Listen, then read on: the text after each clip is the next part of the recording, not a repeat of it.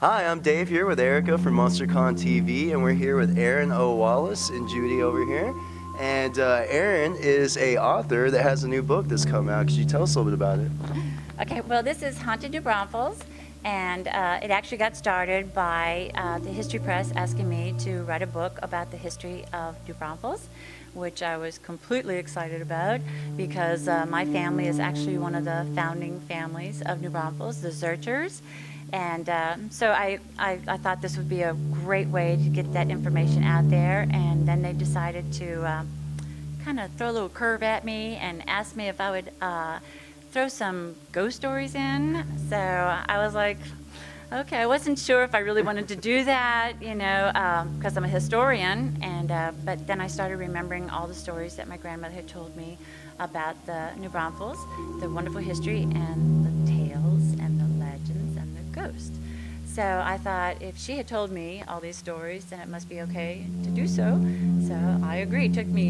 I turned it down twice, but finally the third time's a charm. So I agreed. So that's actually how I got involved in writing about ghosts. That's awesome. I actually live in New Braunfels, and I grew up there. So been there since '91. Not a long time, but long enough. And I've definitely done my own little ghost research in the town and walked around. And I'm not, I'm kind of amateurish when it comes to that. But there's New Braunfels. It's unique. It has a lot of unique history. A lot of people who live there probably don't research it too much, but I mean, it's got so much history. There's a lot of stuff. You can just walk around. There's landmarks there. It's not just like a normal town in Texas. It's definitely unique because of the rivers and the water park and just the German history that's there. There's a lot of history there. And I guess you're a part of that history. Yes, and she told me a lot of the stories. And what was so interesting is that she would tell me these stories that I thought were like Disney stories. You know, they were all like, our family came down with a prince, and I thought, oh, that's just so beautiful. And then when I got older, the stories got a little rougher, because she felt that I could handle it and became like a Wild West story. And then she started telling me about how this cowboy tried to save one of my ancestors that was drowning in the river, and he did. He was able to pull her from the river and throw her to the banks, but yet he wasn't able to survive. So he passed away. He drowned in the river, and that became the drowning ghost story.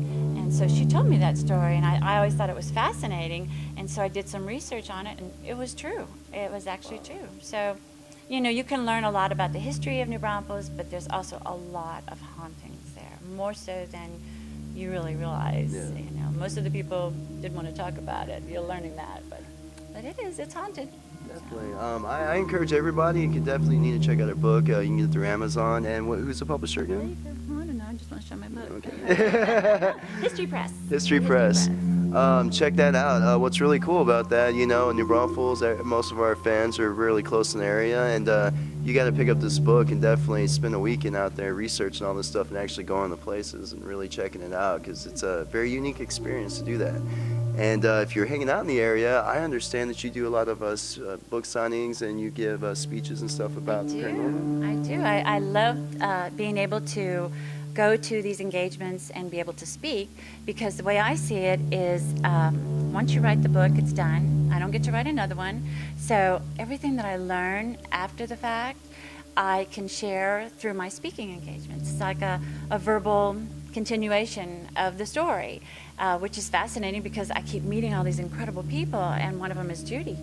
Judy was actually, she came because she had heard that I was going to be here through Joe, through her building, and then we found out we have quite an incredible connection.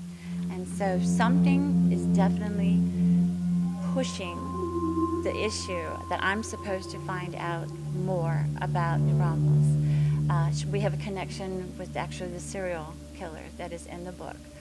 And could we get a little taste of that? I'll give you just a little, because we got another book coming out, and I want you to buy that one too. But what is so fascinating is that after I did the book on William Faust, I wanted to know what happened to him. I'm also a genealogist, so I wanted to know what happened after he passed away, what happened to his wife. And we had found out that his wife had always she refused to believe that he actually did what he did. And to the day that she died, she said he was innocent.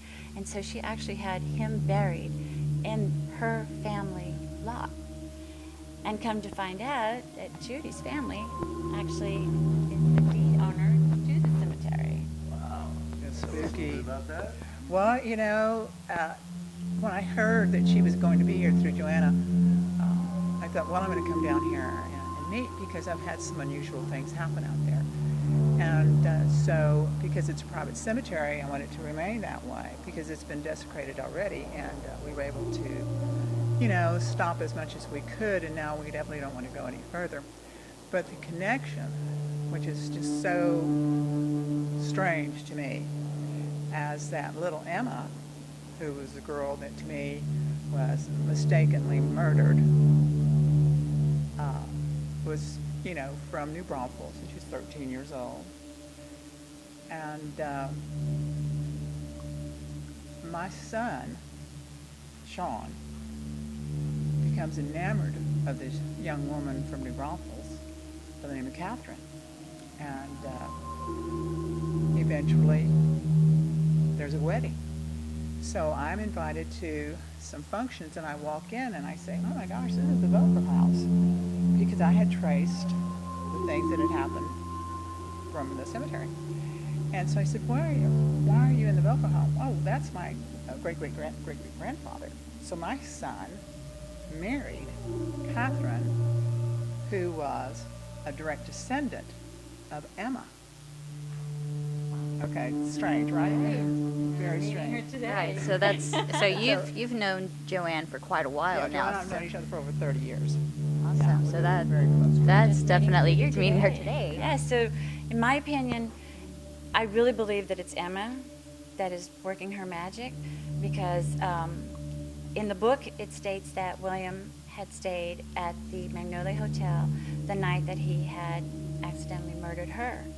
And when I was doing the book, I had never heard of the Magnolia Hotel, which is in Seguin, and I actually lived there for like 4 years. So I went on, like a hunt for this hotel, and I came across it through just an incredible coincidence, and then I ended up buying the building with my husband. And so, I believe that it's Emma trying to get us to buy this house so that it can be restored and maybe tell her story, because when she had passed away, all they had was a newspaper that was in German, so nobody knew her story unless you were local. Right. So then when I go in, it's translated, and so I get to read it in English, and I put it in the book. I tell the world of this terrible accident and how evil William Faust was and where he lived, and now I own the Magnolia Hotel, which we are restoring and hoping to turn into a museum someday. So I really believe that Emma wants something.